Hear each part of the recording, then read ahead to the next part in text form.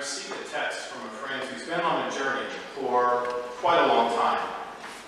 And the journey for my friend has been tiresome, it's been long, and a journey that's been mostly uphill.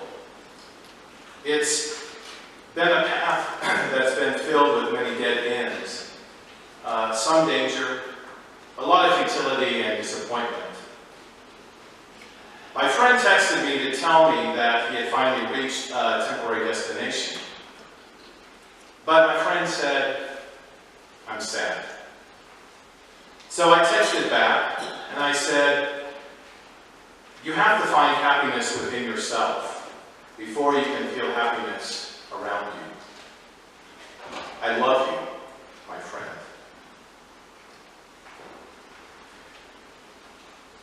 Love indeed flows from in here. It flows from in here to out there. Love is what I like to think of as the God gene.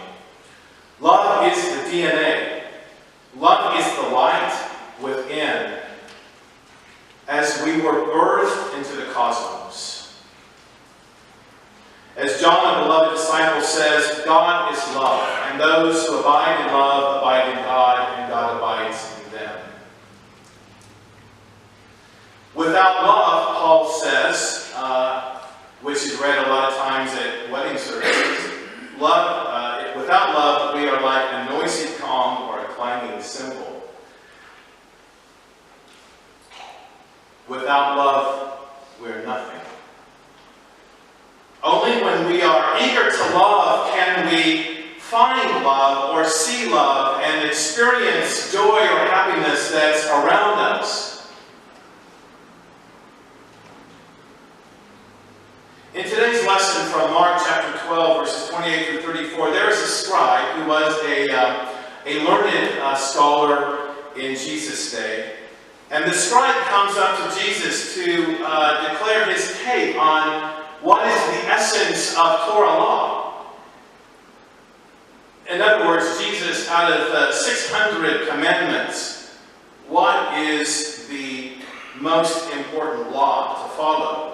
And Jesus responds with the simple and powerful words, "You shall love the Lord your God with all your heart, with all your soul, and with all your mind, and with all your strength." Jesus takes that from Torah, Deuteronomy chapter 6, verses 4 and 5. And then Jesus adds one to it and says, "You shall love your neighbor in the same way as you do yourself," which is from Leviticus chapter 19, verse 18. Heart, soul, mind, strength should be united in loving communion with God. And when this happens, when we love with our mind and our strength and our soul, a second commandment arises. The one God makes all people one.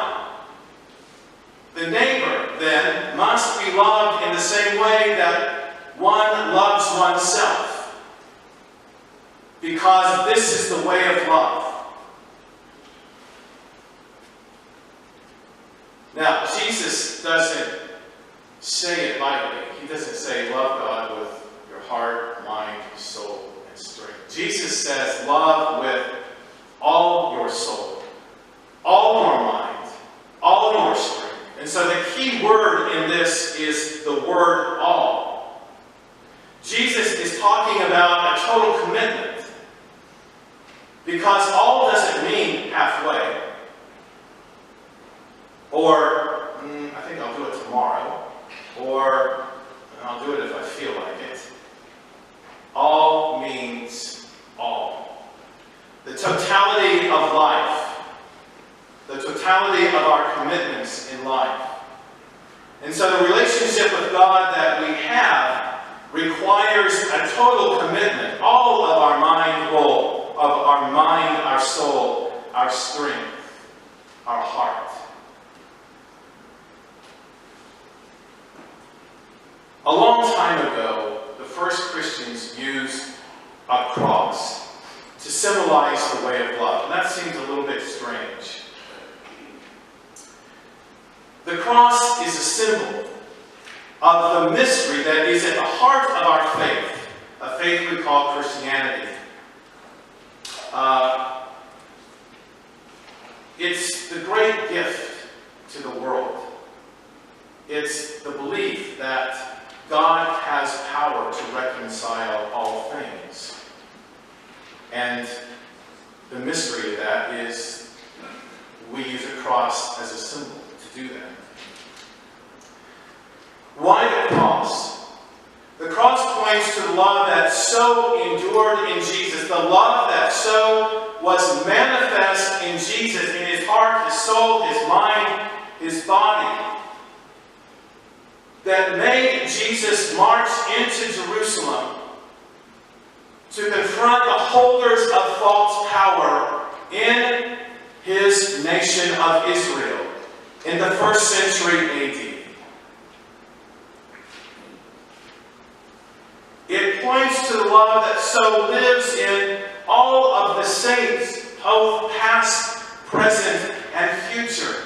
The saints who, knowing the likely cost of their passion for what is just and right and fair, meaning the threat of imprisonment or even death, but nevertheless these people continue on their chosen path to reconcile people, to love in whatever corner of the earth it is they are loving.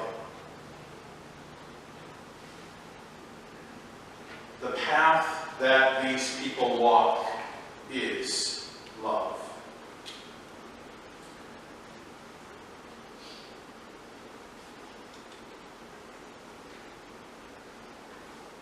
Today we end a 4-week emphasis on stewardship, and our title for our stewardship or our ministry of giving is Giving Together and Growing Together.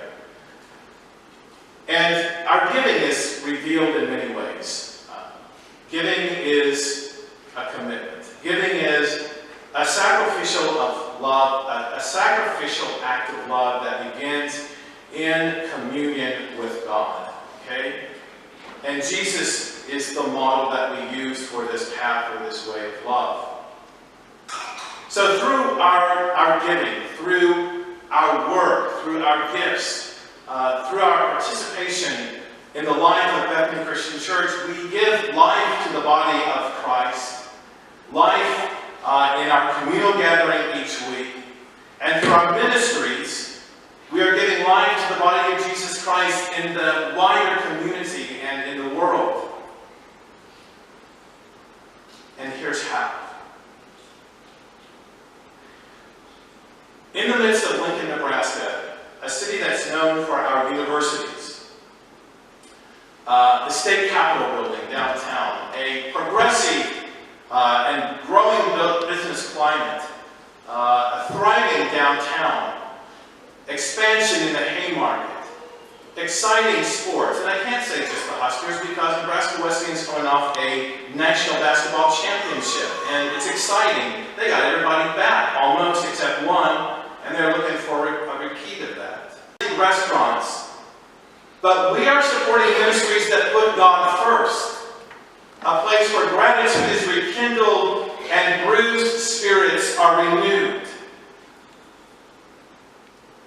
In a world that is choking on information overload and communication that's instant, we are offering a place where we can escape that for a time and come and be quiet and pray and meditate and reflect and offer a space to deal with the honest questions that you have without fear of being put down or for fear of what you believe and say.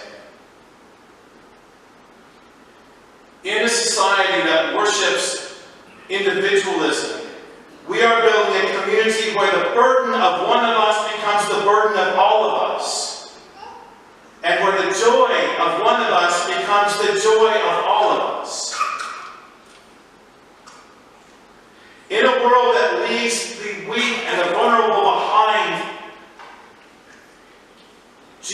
calls us to provide relief and to work to reverse injustice and to promote peace.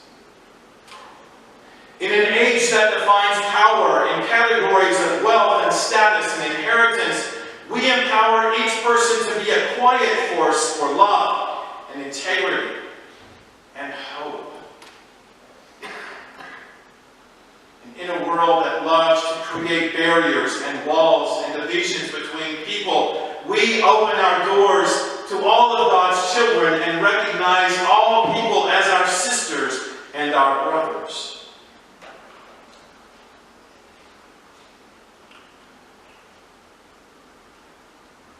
So, church, what we are doing Sunday by Sunday, gift by gift, act by act, meeting after meeting, and group by group, is together witnessing to resurrection, which simply means giving life to the body of Christ and to be the life-giving presence of Jesus Christ in the world. And I want to say to you, this is a wonderful, exciting, fulfilling, and challenging work that we have here. And I feel blessed to be a part of this journey to engage with you in this work together. We come as the body of Christ for a time, and we leave as the life-giving presence of Jesus Christ to others.